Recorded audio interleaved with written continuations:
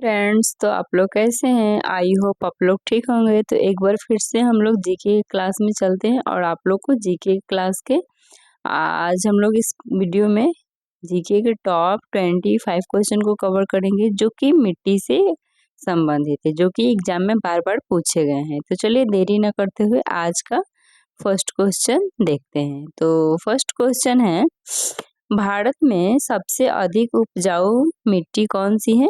तो इसमें सबसे अधिक उपजाऊ मिट्टी है ये जलोढ़ मिट्टी है, इसलिए वन का होगा ऑप्शन सी।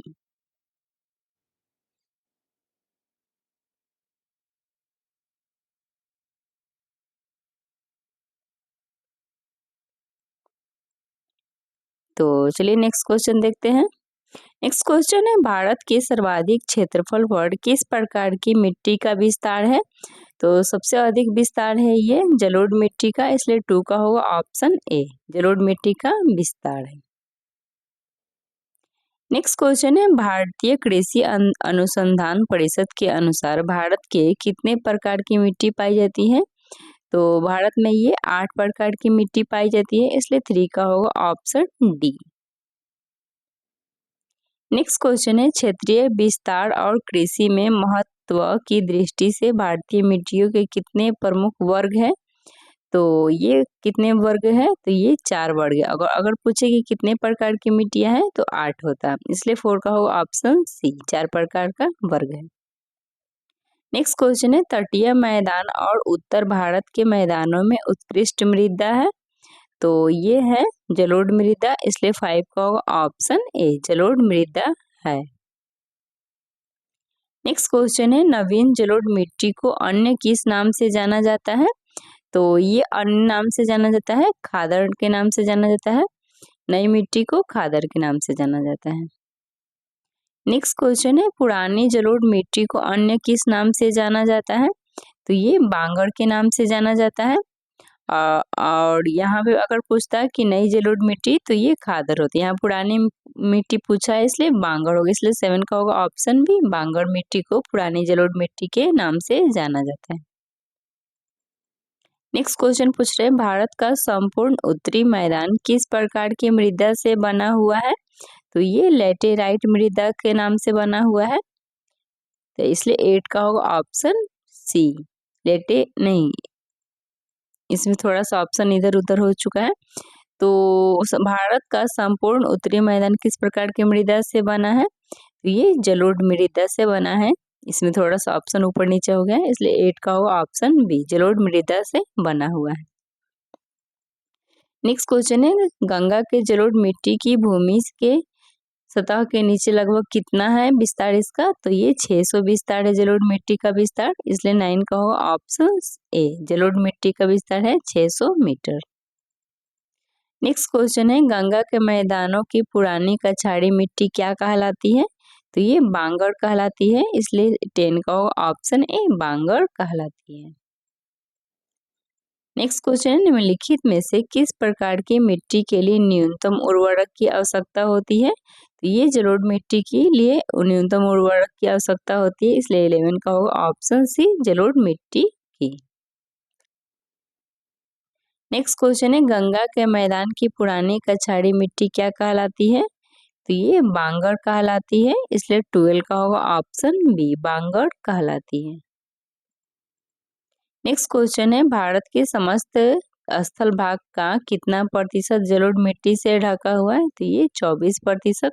अगर ऑप्शन में देता है 22, इस तो वो भी हो सकता है, अगर 22 नहीं दिया है तो 24 हो सकता है, इसके लगभग इसके 22 के बराबर होता है। नेक्स्ट क्वेश्चन है, जलोढ़ मिट्टी में जब बालू के कणों और चिक्का की मात्रा लगभग बराबर होती है तो उसे क्या नाम दिया जाता है? तो उसे दोमट मिट्टी का नाम दिया जाता है, इसलिए 40 का होगा ऑप्शन डी, दोमट मिट्टी। नेक्स्ट क्वेश्चन है, भारत में पाई जाने वाली कौन सी मिट्टी क्रेस्टियस युग में दरारी उद्भेदन से निक्षेपित पदार्थों से बनी होती है?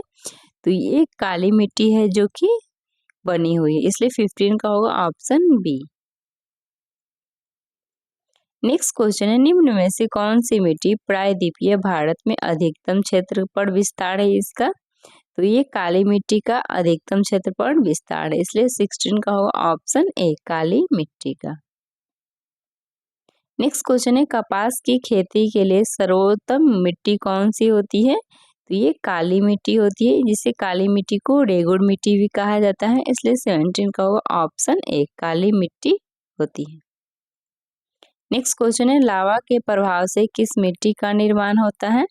तो ये काली मिट्टी का निर्माण होता है, इसलिए 80 का होगा ऑप्शन बी काली मिट्टी को रेगुड़ मिट्टी भी कहा जाता है। नेक्स्ट क्वेश्चन है काली मिट्टी का विस्तार पाया जाता है? तो ये काली मिट्टी महाराष्ट्र, मध्य प्रदेश, गुजरात ये तीनों राज्यों में पाया जाता है, इसलिए 19 का होगा ऑप्शन डी इनमें से सभी। नेक्स्ट क्वेश्चन है रेगुड़ मृदा किसकी कृषि के लिए सर्वाधिक उपयुक्त होती है? तो ये कपास के लिए उपयुक्त होती है। रेगुड़ मिट्टी को काली मिट्टी भी कहा जाता है, काली मिट्टी कपास के लिए उपयुक्त होती है, इसलिए 20 का होगा ऑप्शन बी कपास। नेक्स्ट क्वेश्चन है निम्नलिखित में से कौन सी मिट्टी जैव पदार्थों से भरपूर होती है? तो ये काली मिट्टी है जो कि जैव पदार्थों से भरपूर होती है, इसलिए 21 का होगा ऑप्शन ए काली मिट्टी। नेक्स्ट क्वेश्चन है भारत की निम्नलिखित मृदाओं में से कौन सी बेसाल्ट लावा के अपक्षय के कारण निर्मित हुई है? तो ये है रेगुड़ मिट्टी, इसलिए रेगुड़ मिट्टी को काली मिट्टी भी कहा जाता है, 22 का होगा ऑप्शन बी।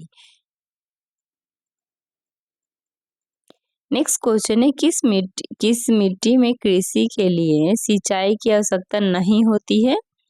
तो वो है काली मिट्टी में सिंचाई की आवश्यकता नहीं होती है, इसलिए 23 का होगा ऑप्शन बी काली मिट्टी में सिंचाई की अधिकता नहीं होती है। अगर दोस्तों आप लोग को क्वेश्चन अच्छा लग रहा हो इसी तरह के क्वेश्चन को आगे देखने के लिए वीडियो को जरूर लाइक करें और चैनल को जरूर सब्सक्राइब करें। चलिए नेक्स्ट क्वेश्चन देखते हैं निम्नलिखित में से किस प्रकार की मिट्टी को रेगुड़ मिट्टी के नाम से भी जाना जाता है? तो ये काली मिट्टी है जो कि रेगुड़ मिट्टी के नाम से जाना जाता है, इसलिए 24 का होगा ऑप्शन सी काली मिट्टी। नेक्स्ट क्वेश्चन है निम्नलिखित में से किस मिट्टी के बारे में यह कहा जाता है कि इसकी जुताई स्वतः होती है? तो ये काली मिट्टी है जिसकी जुताई स्वतः होती है, इसलिए 25 का होगा ऑप्शन बी काली मिट्टी। नेक्स्ट क्वेश्चन है भारत में लाल मिट्टी का सर्वाधिक विस्तार पाया जाता है? तो ये पाया जाता है आंध्र प्रदेश एवं तमिलनाडु में, इसलिए 26 का होगा ऑप्शन सी आंध्र प्रदेश एवं तमिलनाडु में लाल मिट्टी का विस्तार पाया जाता है।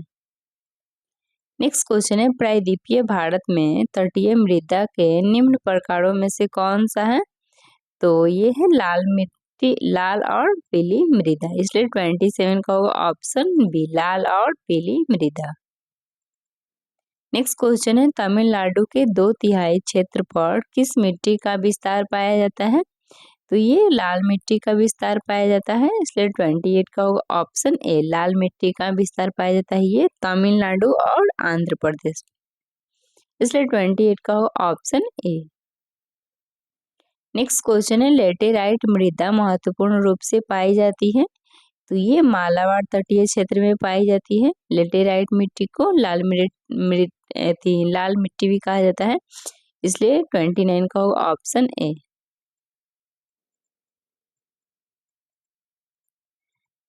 तो आज का लास्ट क्वेश्चन है किस मिट्टी में लोहे और एल्यूमिनियम की ग्रंथियां पाई जाती हैं? तो ये लेटेराइट मृदा में लोहे और एल्यूमिनियम ग्रंथियां पाई जाती है, इसलिए 30 का होगा ऑप्शन डी। तो चलिए दोस्तों आज का क्लास हम लोग यहीं पे बंद करते हैं। अगर आप लोग को क्वेश्चन थोड़ा सा भी अच्छा लगा हो तो वीडियो को जरूर लाइक करिएगा, जिससे कि हमको अच्छा लगता है और इसी तरह के क्वेश्चन आप लोग के लिए लाते रहेंगे। फिर मिलते हैं नेक्स्ट वीडियो में, तब तक के लिए टेक केयर, बाय बाय।